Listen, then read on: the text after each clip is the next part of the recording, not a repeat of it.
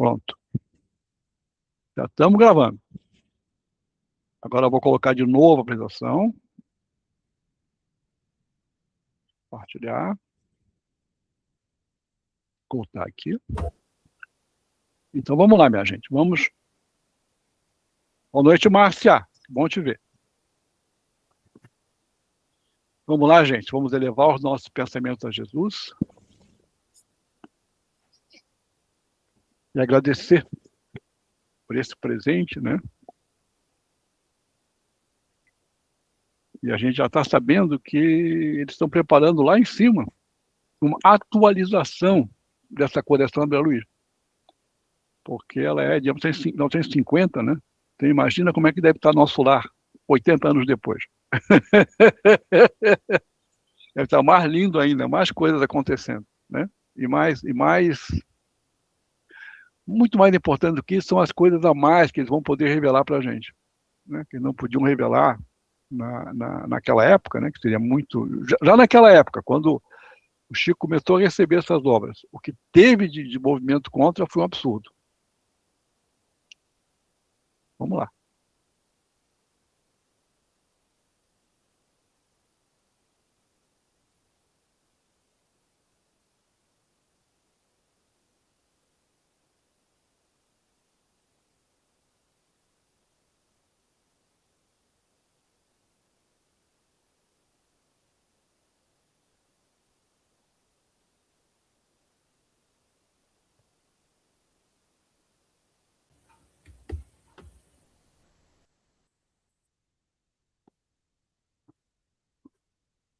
O Fialho congelou para mim, para mais alguém? Para mim também. Para mim também. Para mim também. Também para mim. E o microfone está fechado do Fialho. Boa noite a todos. Boa noite.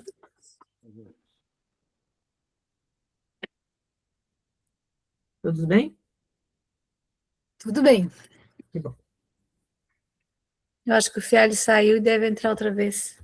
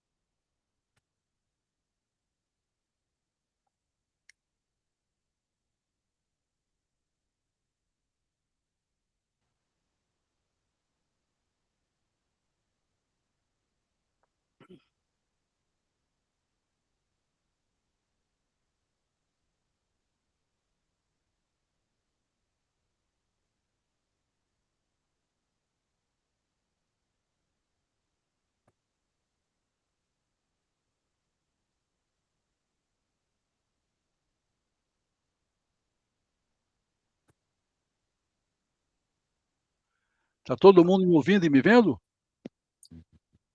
Agora sim. Sim, agora sim. Não Sim, tem- Agora sim. Cheguei atrasada. Boa noite. Boa Tô noite, aqui no- gente. Boa Vou noite. desligar tudo aqui, Boa a noite. câmera, porque eu estou aqui no meu pai. Boa noite. Boa noite, gente. Então vamos lá. Mestre Jesus, gratidão por essa oportunidade de estar aqui, revendo essas obras maravilhosas do nosso mestre André Luiz, que nós possamos aproveitar cada minuto desse encontro.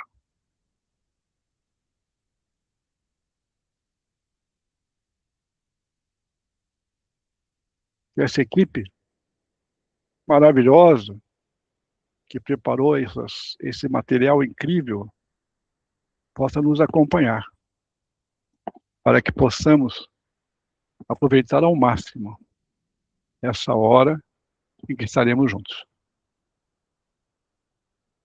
Então vamos lá. Nós estamos aqui no capítulo 39 trabalho incessante. Então, a gente estava no meio do capítulo e estão na casa lá, no planeta Terra, no Rio de Janeiro, um centro espírita, e ao alvorecer, observei que Aniceto recebia numerosos amigos, com os quais se entendeu em particular. Informou-nos o estimado orientador, por espírito de delicadeza, que trazia consigo incumbências várias, de acordo com as instruções de Telésforo, das quais era forçado a tratar em caráter privado, não nos ocultando, todavia, o objetivo essencial, que era, ao que disse, o combate ativo a uma grande cooperativa de desencarnados, de ignorantes congregados para o mal. Né? Então, tem um grupo, né, de entidades, né, organizadas, como se fosse o crime organizado. Né? E ele vai ter que combater essa cooperativa de desencarnados ignorantes, que não é o trabalho do Vicente e do André. O André estão ali para aprender para outras coisas. Né? Então, o Aniceto está com mais missões do que o André. Então, onde é que eles estão? Estão aqui, na casa do Isidoro e da Dona Isabel. Né? O Isidoro e a Dona Isabel, vocês lembram? Eles reencarnaram com a missão de construir na Terra, em particular no Rio de Janeiro, né, um ponto de apoio para o pessoal do nosso lar. Um centro espírita. Então, o centro espírita também é um lugar que tem uma egrégora boa, né, onde tem essa ponte facilitada entre o mundo espiritual e o mundo físico. E só lembrando, né, que o Isidoro está desencarnado, a Dona Isabel está encarnada, a filha mais velha é a Joaninha. Além disso, tem a Nelly, a Marieta, a Noemi e o Joãozinho. E dessas quatro meninas, o menino é o único que não é de nosso lar. O resto, tudo aqui, a Noemi, a Marieta, a Nelly, a Joaninha, a Isabel, o Isidoro, tudo é de nosso lar. E o Joãozinho é um irmãozinho que eles receberam em missão para ajudar. Né? E aqui está o Aniceto, que é o instrutor, o Vicente e o André Luiz. Uhum. Né? Então, chegamos naquele encontro, né, de uma desencarnada com a avó. Esses lugares também favorecem esses encontros noturnos. Né? Ó, nesses núcleos, diz a avó, né, há sempre possibilidades avançadas, imprescindíveis ao nosso abastecimento para a luta. Nesse instante, dois camaradas que nos haviam dirigido a palavra durante a noite, despertando-nos sincera simpatia, apresentaram saudações. Mas como? Perguntei, retiram-se tão cedo. Vamos ao trabalho, respondeu um deles. Hoje à noite, realizar-se-á o estudo evangélico e devemos auxiliar os irmãos ignorantes e sofredores que estejam em condições de vir até aqui. Há também semelhante tarefa? Indaguei espantado. Como não, meu caro? O próprio Jesus já dizia há muitos séculos que a seara é grande. Há trabalho para todos. E cumpre-nos reconhecer que esta oficina de assistência cristã funciona há quase 20 anos de maneira incessante. Vocês, no entanto, interroguei, permanecem aqui desde os primórdios da fundação? O interlocutor esclareceu prontamente. Não. Muitos, como nós, fazem aqui estágio de serviço. Somente alguns cooperadores de Isadora e Isabel aqui estacionam desde o início da instituição. Nós outros, contudo, não nos demoramos em trabalho por mais de 2 anos consecutivos. Um posto como esse é sempre uma escola ativa e santa. Os que se encontram no clima da boa vontade não devem perder ensejo de aprender. Então, nesse posto, a gente pode dizer que é um posto avançado do nosso lar. Né?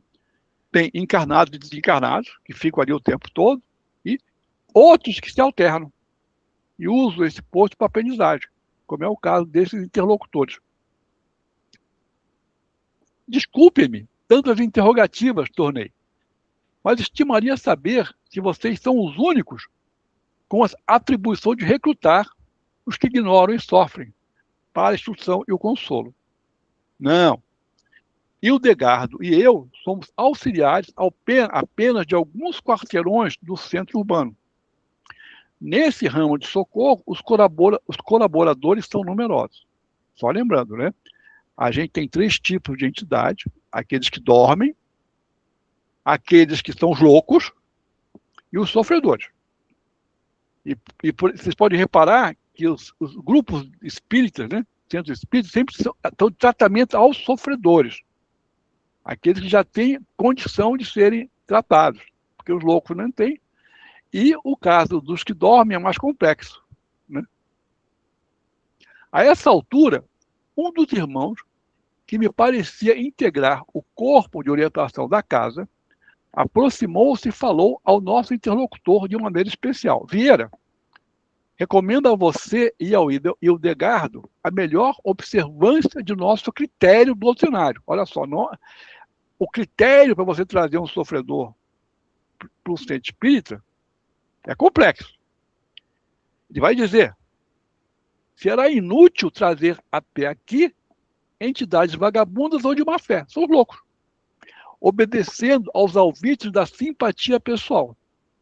Não podemos perder tempo com espíritos escarninhos e ociosos, nem com aqueles que se aproximam de nossa tenda alimentando certas intenções de natureza inferior.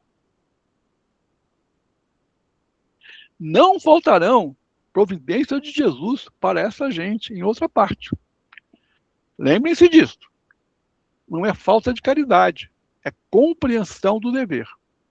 Temos um programa de trabalho muito sério, no capítulo da evangelização e do socorro.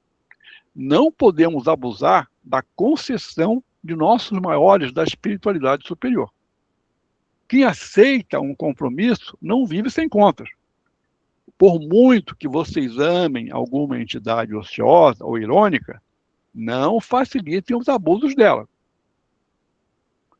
Ajudem-na de maneira individual, quando disponham de tempo e possibilidade para isso.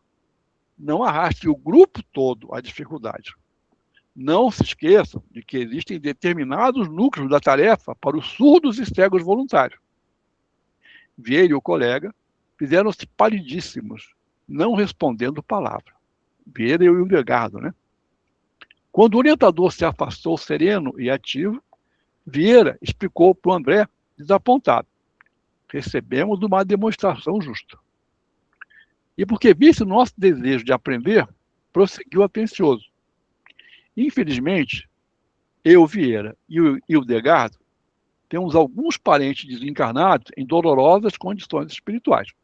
Na reunião passada, trouxemos o meu tio Hilário e o primo Carlos, embora soubéssemos que ambos não se encontram preparados para reflexões sérias.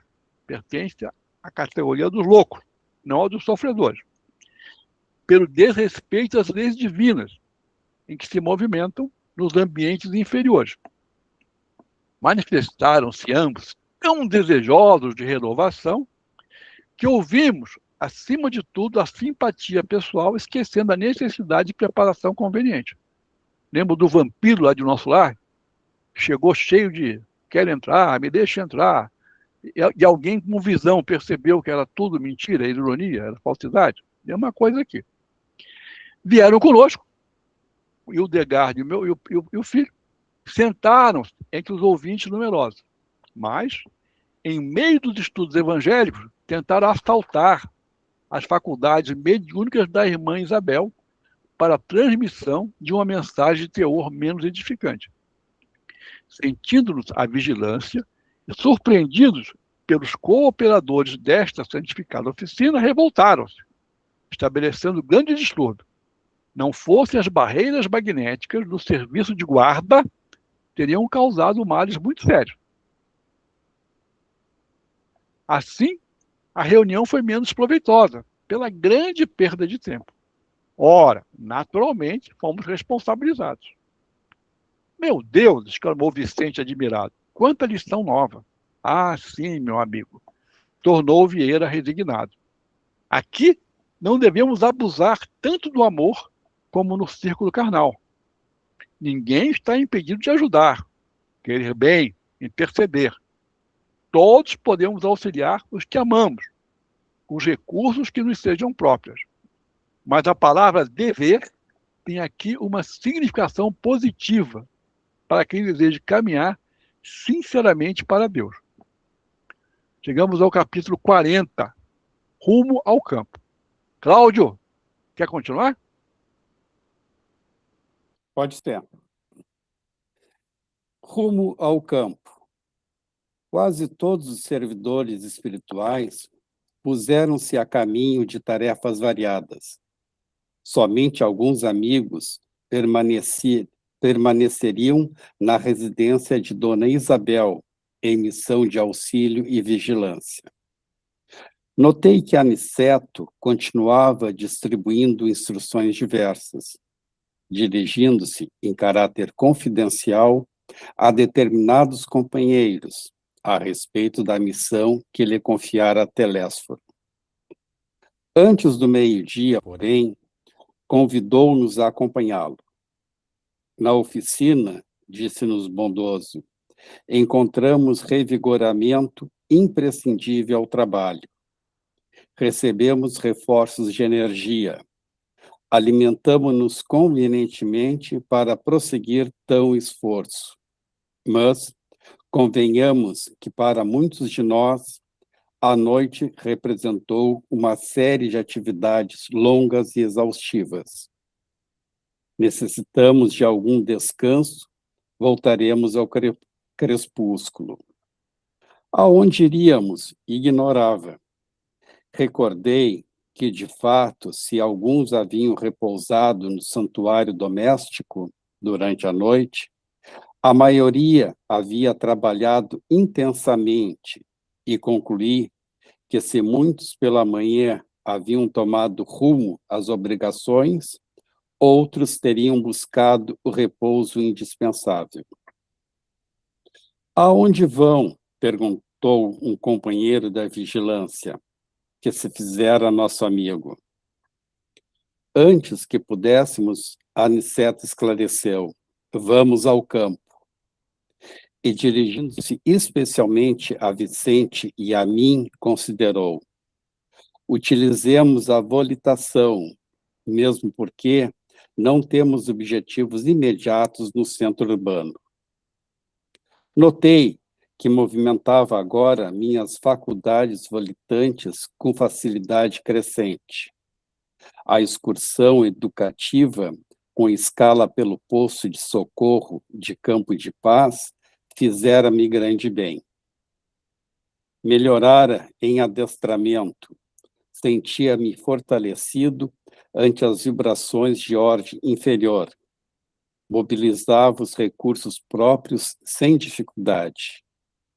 Reparei, igualmente, que minhas possibilidades visuais cresciam sensivelmente. Volitando, não observara, até então, o que agora verificava extremamente surpreendido. Dantes via somente os homens, os animais, veículos e edifícios chumbados ao solo. Agora, a visão dilatava-se. Reconhecia de longe o peso considerável do ar que se agarrava à superfície. Tive a impressão de que nadávamos em alta zona do mar de oxigênio. Vendo embaixo, em águas turvas, enorme quantidade de irmãos nossos a se arrastarem pesadamente, metidos em escafandros muito densos no fundo lodoso do oceano. Estão vendo aquelas manchas escuras na via pública? Indagava nosso orientador, percebendo-nos a estranheza e o desejo de aprender cada vez mais. Como não soubéssemos definir com exatidão, prosseguia explicando. São nuvens de bactérias variadas. Flutuam, quase sempre também, em grupos compactos, obedecendo ao princípio das afinidades. Reparem aqueles ambientes de sombra, e indicava-nos certos edifícios e certas regiões citadinas. Observem os grandes núcleos pardecentos ou completamente obscuros. São zonas de material mental inferior, matéria, que é expelida incessantemente por certa classe de pessoas. Se demorarmos em nossas investigações, veremos igualmente os monstros que se arrastam nos passos das criaturas, atraídos por elas mesmas. Imprimindo grave inflexão às palavras, considerou: tanto assalta o homem a nuvem de bactérias destruidoras da vida física, quanto as formas caprichosas das sombras que ameaçam o equilíbrio mental. Como veem, o orai e vigiai do Evangelho tem profunda importância em qualquer situação e a qualquer tempo. Somente os homens de mentalidade positiva na esfera da espiritualidade superior conseguem sobrepor-se às influências múltiplas de natureza menos digna. Interessado, contudo, em maior esclarecimento, perguntei: mas a matéria mental emitida pelo homem inferior tem vida própria como o núcleo de corpúsculos microscópicos de que se originam as enfermidades corporais? O mentor generoso sorriu singularmente e acentuou: como não? Vocês presentemente não desconhecem que o homem terreno vive num aparelho psicofísico? Não podemos considerar somente no capítulo das moléstias a situação fisiológica propriamente dita, mas também o quadro psíquico da personalidade encarnada. Ora, se temos a nuvem de bactérias produzidas pelo corpo doente, temos a nuvem de larvas mentais produzidas pela mente enferma, em identidade de circunstâncias. Desse modo, na esfera das criaturas desprevenidas de recursos espirituais, tanto adoecem corpos como almas. No futuro, por esse mesmo motivo, a medicina da alma absorverá a medicina do corpo. Poderemos, na atualidade da Terra, fornecer tratamento ao organismo de carne. Semelhante tarefa dignifica a missão de consolo, da instrução e do alívio. Mas, no que concerne à cura real, somos forçados a reconhecer que esta pertence exclusivamente ao homem-espírito. Deus meu, exclamou Vicente espantado, a que perigos está submetido o homem?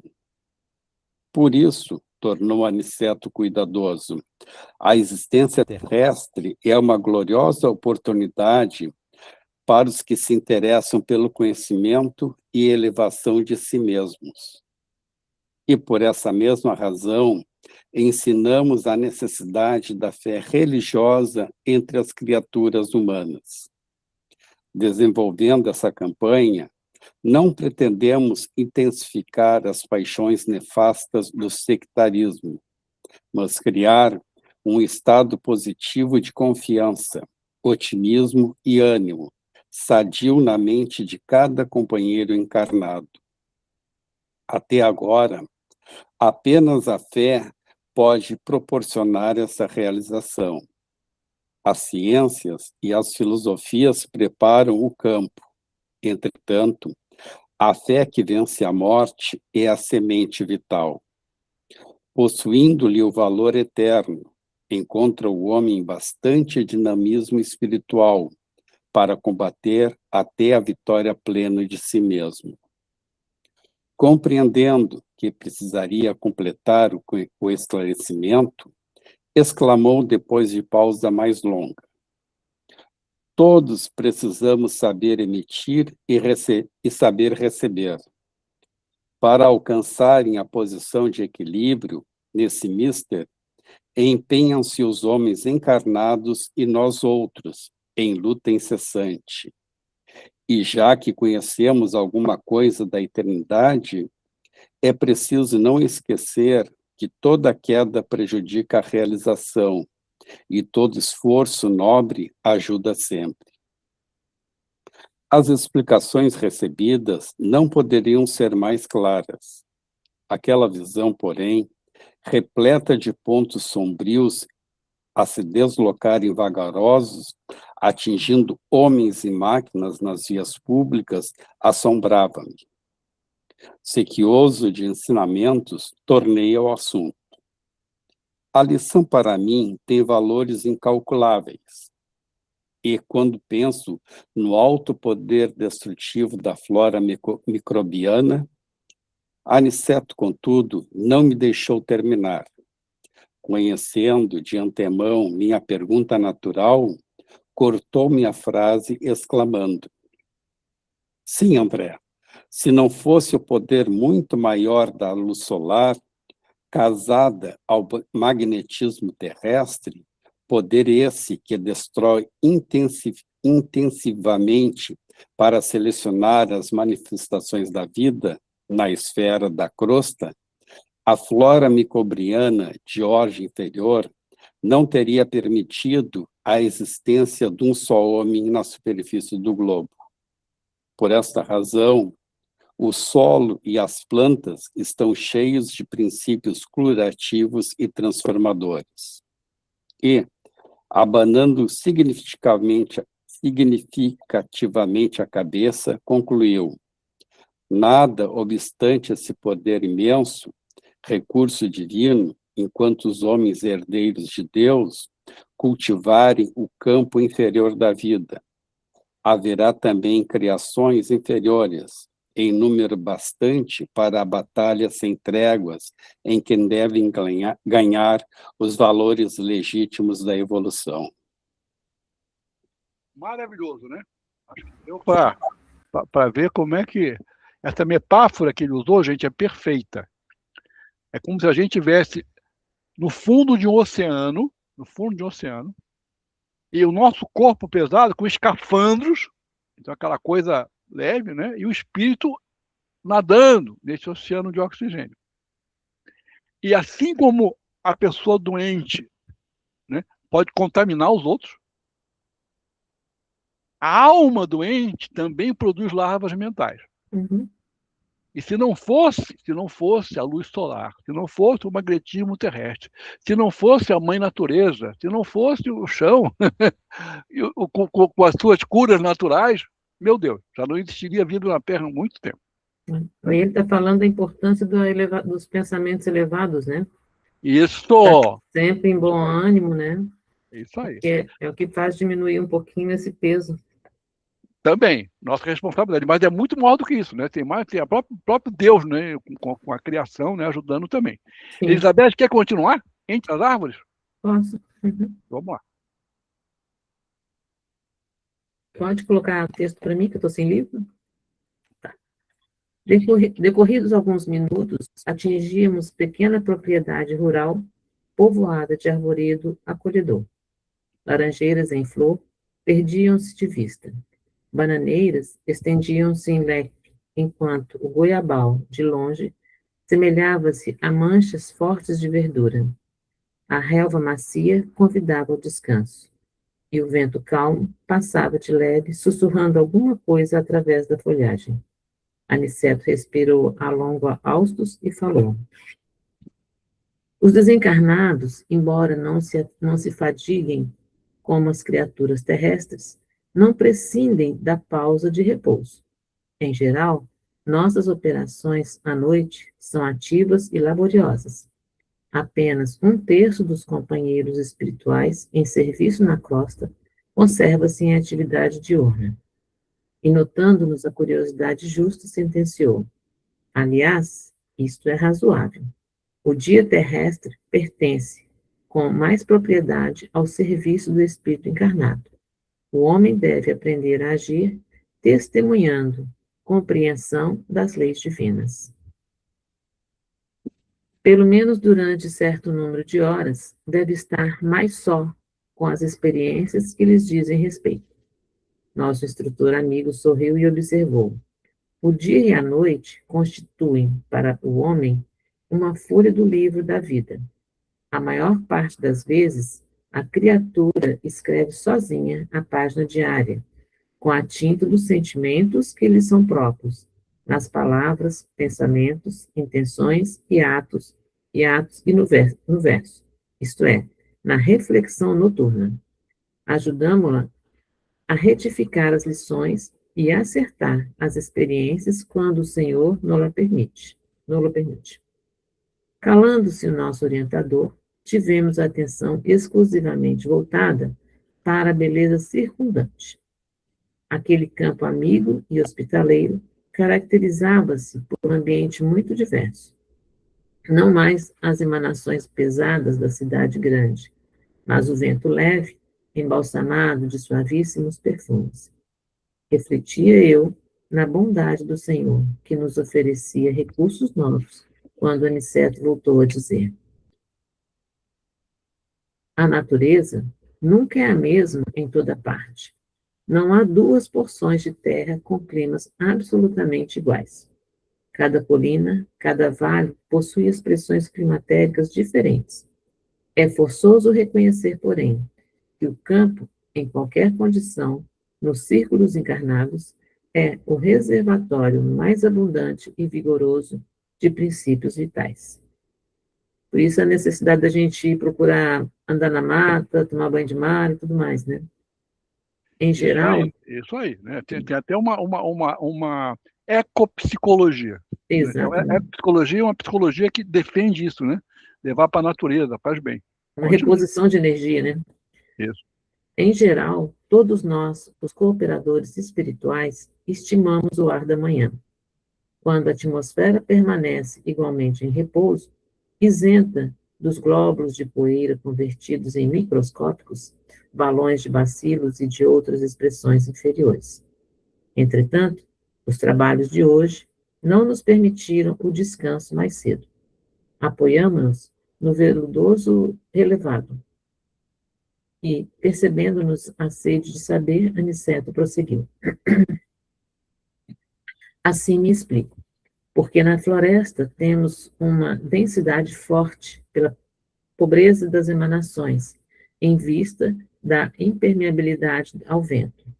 Aí, o ar costuma converter-se em elementos asfixiantes, pelo excesso de emissões dos reinos inferiores da natureza.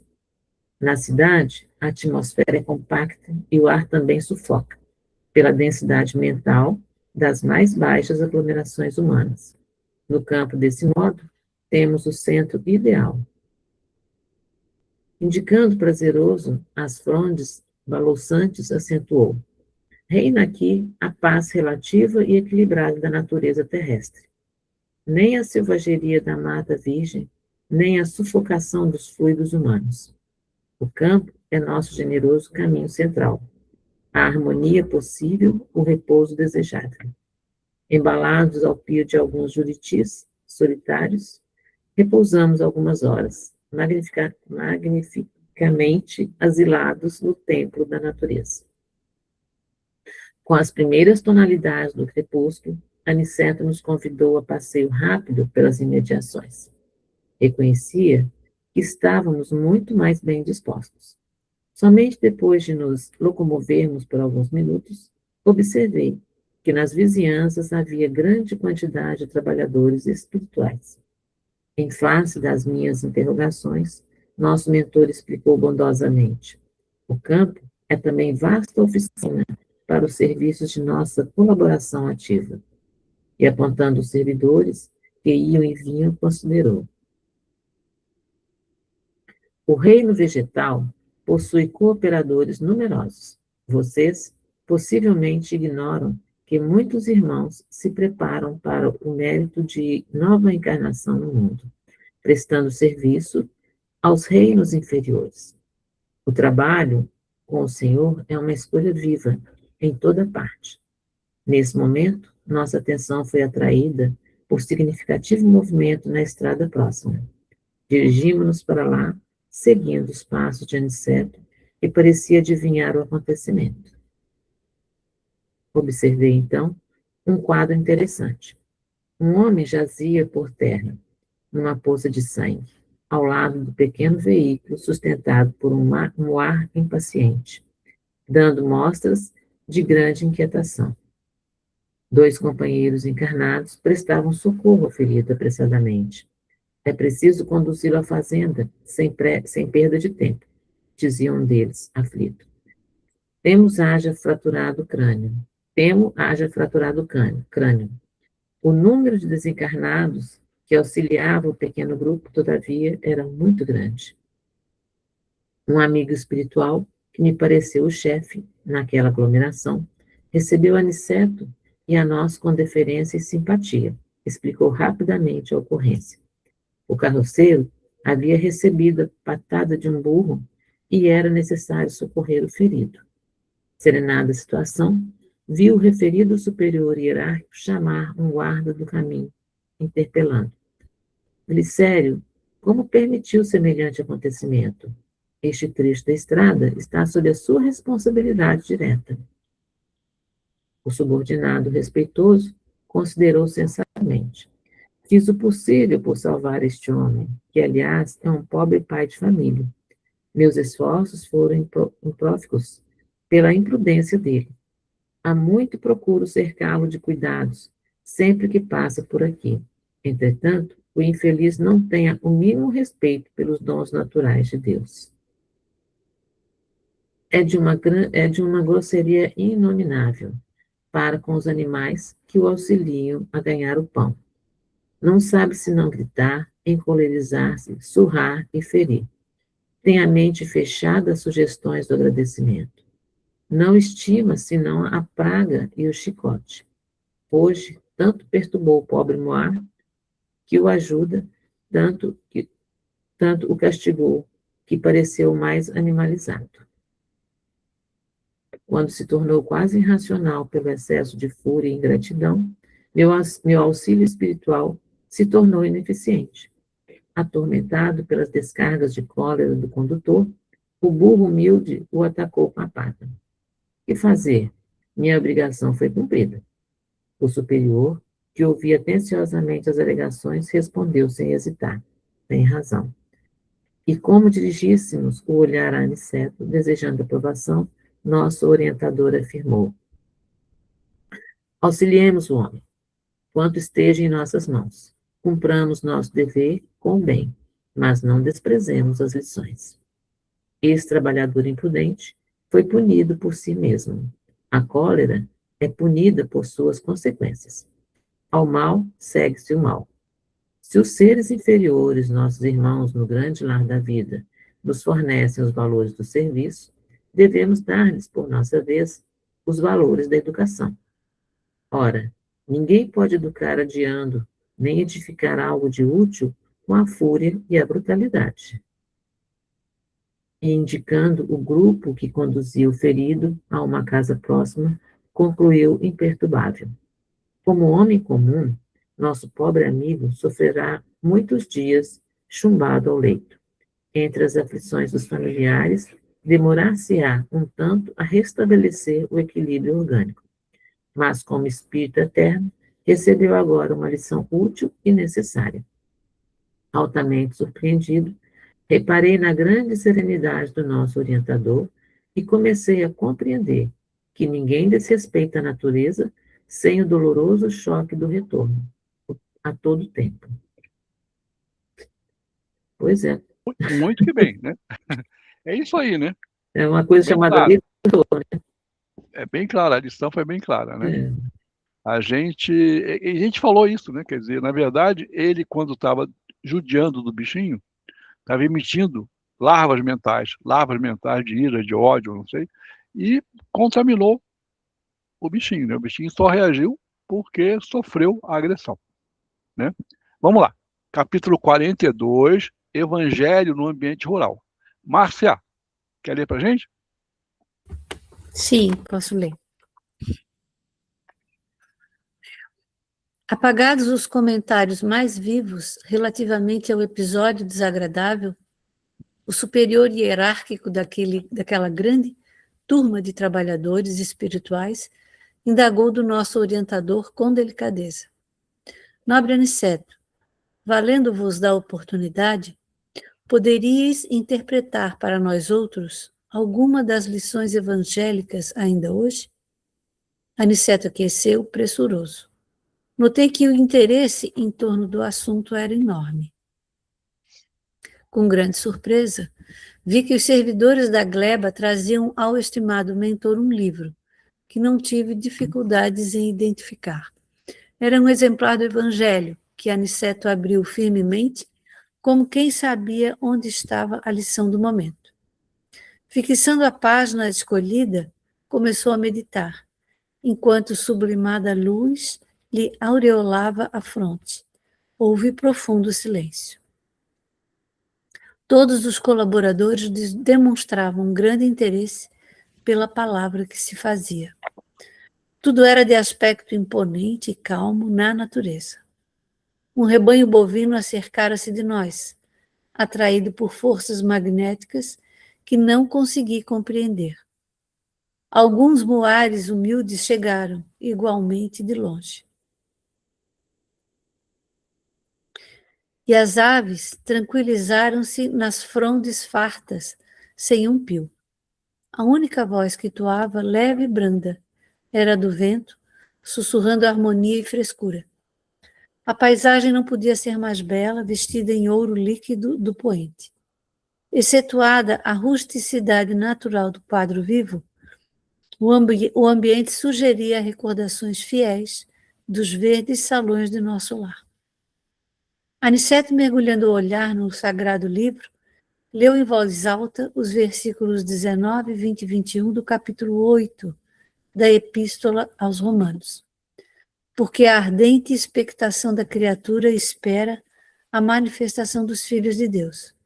Porque a criação ficou sujeita à vaidade, não por sua vontade, mas por causa do que a sujeitou, na esperança de que também a mesma criatura será libertada da servidão da corrupção para a liberdade da glória dos filhos de Deus.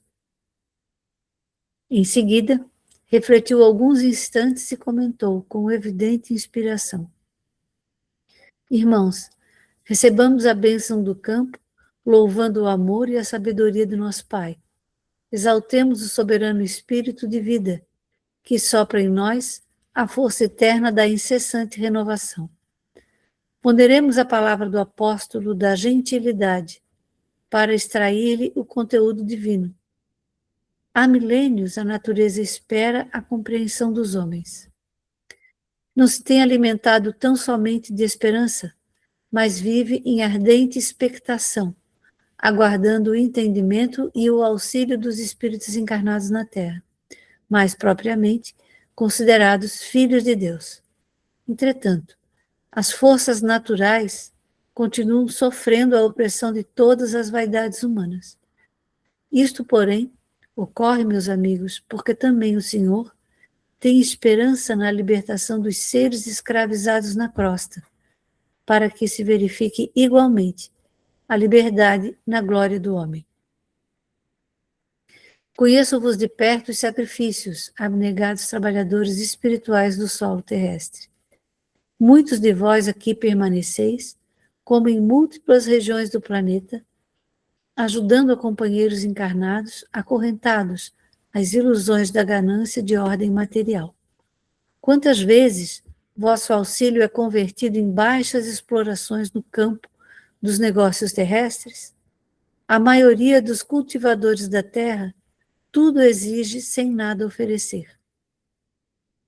Enquanto zelais cuidadosamente pela manutenção das bases da vida, tendes visto a civilização funcionando qual vigorosa máquina de triturar, convertendo-se os homens, nossos irmãos, em pequenos moloques de pão, carne e vinho, absolutamente mergulhados na viciação dos sentimentos e nos excessos da alimentação, despreocupados do imenso débito para com a natureza, amorável e generosa. Eles oprimem as criaturas inferiores, ferem as forças benfeitoras da vida, são ingratos para com as fontes do bem. Atendem às indústrias ruralistas, mais pela vaidade e ambição de ganhar, que lhes são próprias, que pelo espírito de amor e utilidade, mas também não passam de infelizes servos das paixões desvairadas. Traçam programas de riqueza mentirosa que lhes constituem a ruína. Escrevem tratados de política econômica que redundam em guerra destruidora. Desenvolvem o comércio do ganho em débito, colhendo as complicações internacionais que dão curso à miséria. Dominam os mais fracos e os exploram, acordando, porém, mais tarde, entre os monstros do ódio.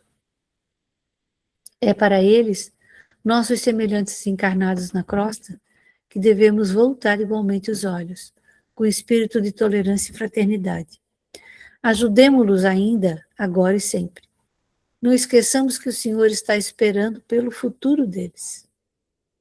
Escutemos os gemidos da criação, pedindo a luz do raciocínio humano, mas não ouvidemos também a lágrima desses escravos da corrupção, em cujas fileiras permanecíamos até ontem, auxiliando-os a despertar a consciência divina para a vida eterna.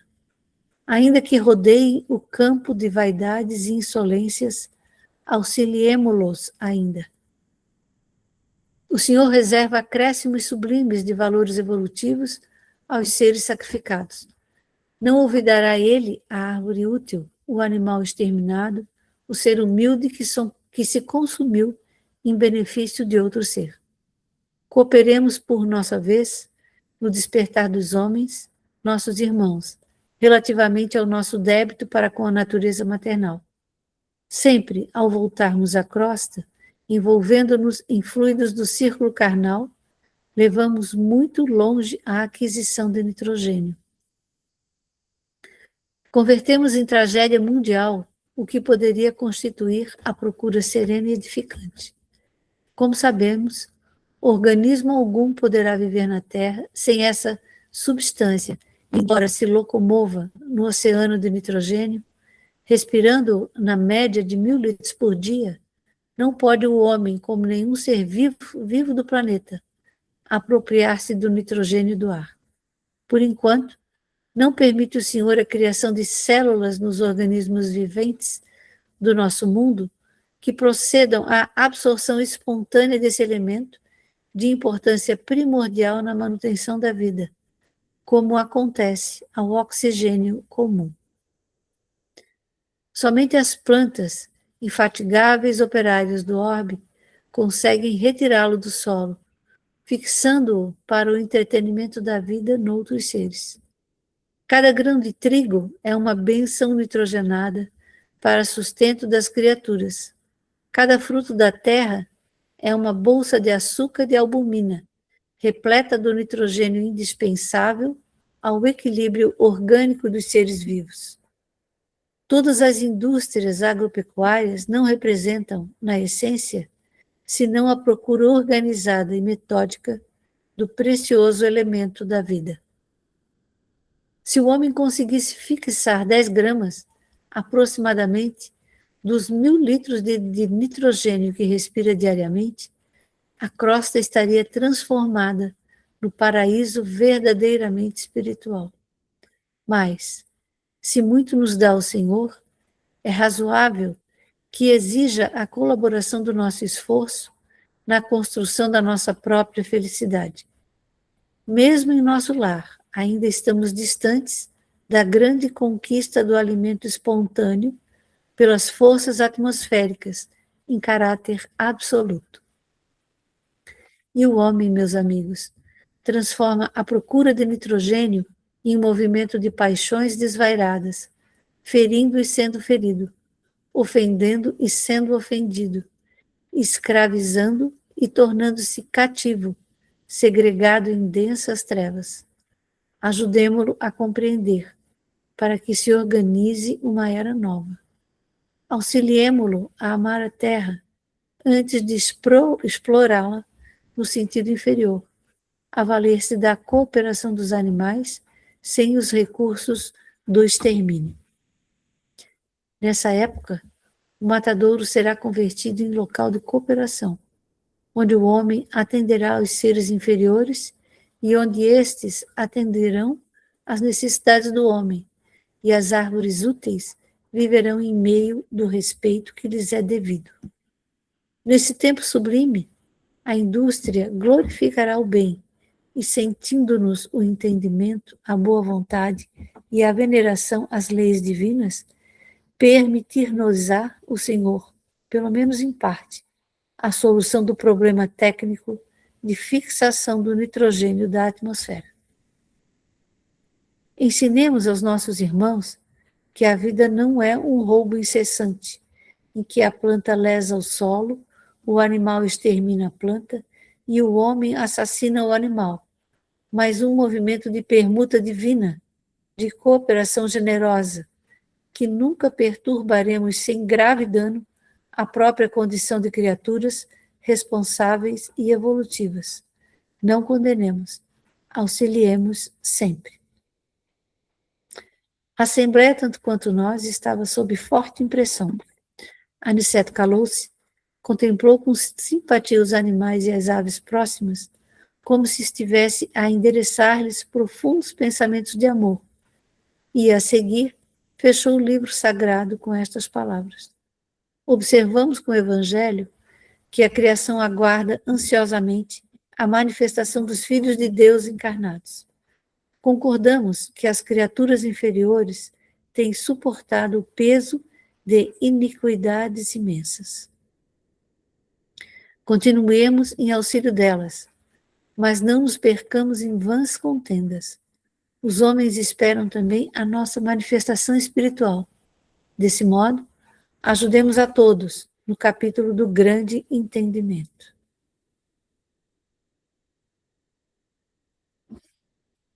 Chegamos no capítulo 43, né? Antes da reunião. Mas nós vamos deixar nós vamos deixar esse capítulo, né, para próxima situação, né? Por hoje está bom, já dá para a gente dormir com isso, né? Eu conheço comunidades na Terra que já dizem que vivem de ar, né? São Paulo tem comunidade, já tem comunidades que vivem de ar.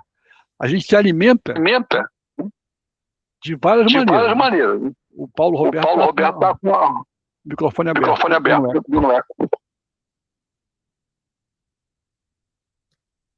Isso, agora sim. Não estou vendo mais eco.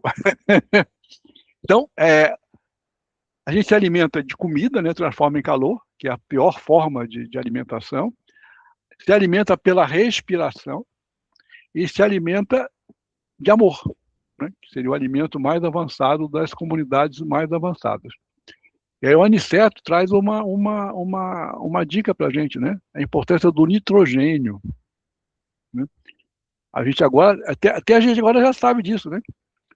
Tem aquela questão de trazer nitrogênio da Rússia, porque o solo fica enfraquecido, tem nitrogênio, né? E que realmente, em algum momento, a gente vai poder viver de respiração, né?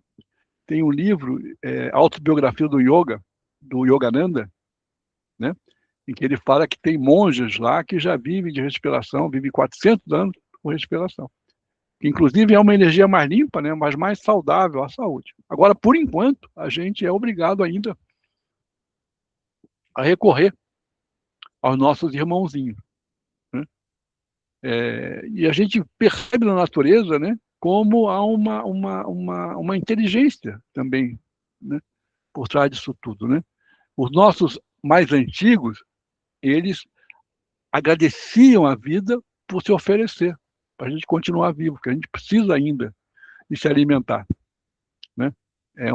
Agora a gente pode fazer isso de forma cruel, ou pode fazer isso de uma forma amorosa, né? Chorando, mas enfim, nós necessitamos ainda do animal. E sem contar que se, por exemplo, Se a gente não consumisse as galinhas, será que teriam galinhas ainda na natureza? Teriam tudo sido devoradas? Né? Por exemplo, o pessoal fala muito por exemplo, tem a suinocultura. O que seriam dos suínos se não fosse a necessidade de alimentação? Será que eles existiriam ainda? Porque esses mesmo que defendem uma outra forma de alimentação também condenam os suínos por estarem poluindo o ambiente. Então é complexo, não é simples. Né? E que o Aniceto vai dizer para a gente que sim, um dia a gente vai poder tratar todos os animais como nós tratamos o que nós chamamos de animais domésticos. Né? E animais domésticos não são só cachorros, né? Lembra da relação com os cavalos, por exemplo, antes do automóvel?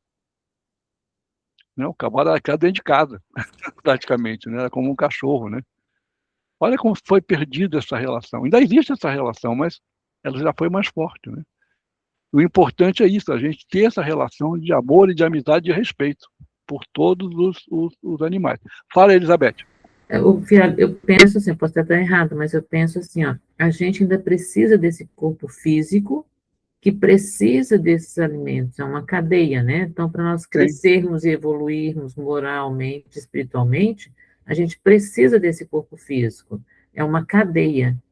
Eu penso assim, né? Porque claro que eu não vou sair matando todo mundo por causa disso, né? Mas, assim, é tudo que eu penso, usar com parcimônia, com a necessidade só, e não pelo exagero. Isso, e sem crueldade, né? Os abatedores podem tentar não usar crueldade. É. Né? Hoje já tem as galinhas felizes que ficam soltas e que botam ovos melhores, e assim as coisas vão mudando aos poucos, né? Isso.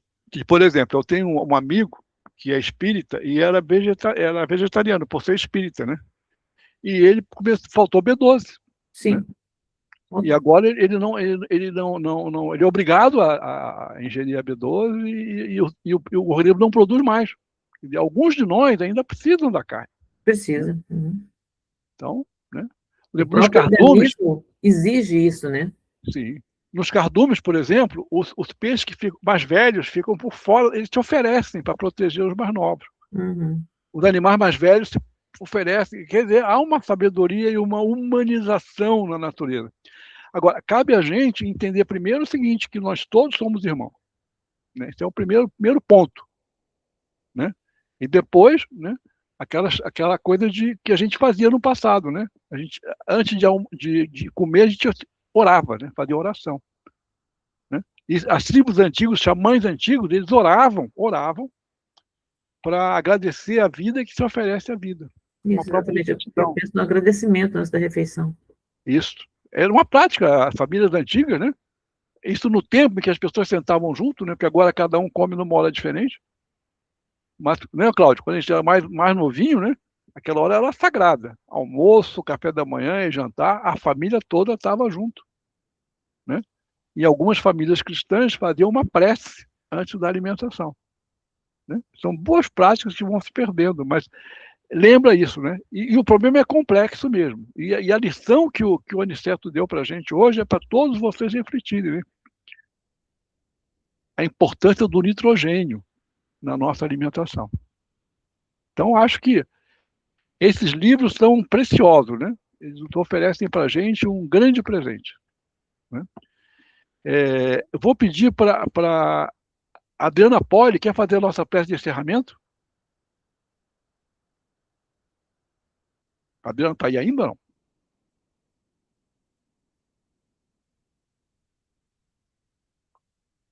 Acho que não está aí. Deixa eu ver. Não. Então, eu vou pedir para Val. Val, você quer fazer a nossa prece, Val? Pode ser, professor. Oi? Pode ser. Ah, tem um outro Paulo, desculpa. Não. Eu pedi Paulo. Eu pedi para Val fazer a prece para a gente. Oi, posso sim. Então, vamos lá, gente.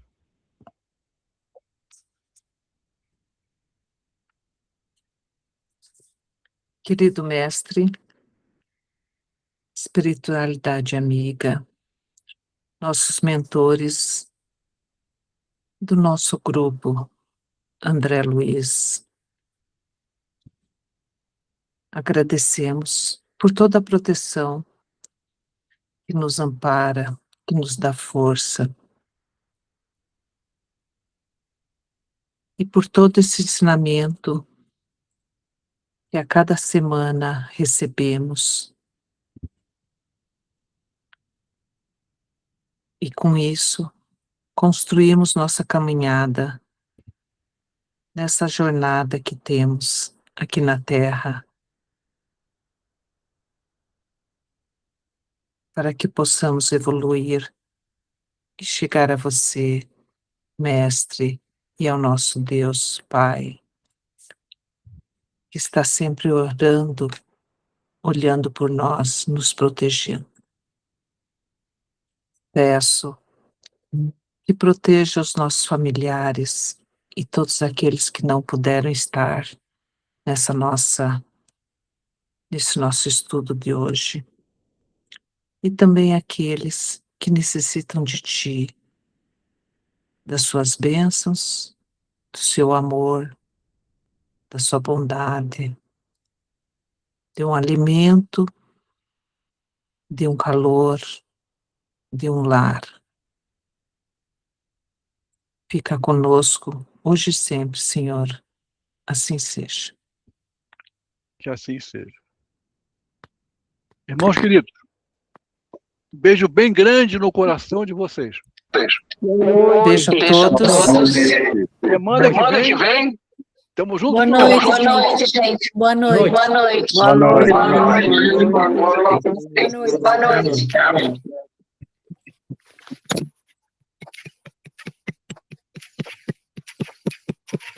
Boa noite, Boa noite, gente. Boa noite. Boa noite. Boa noite.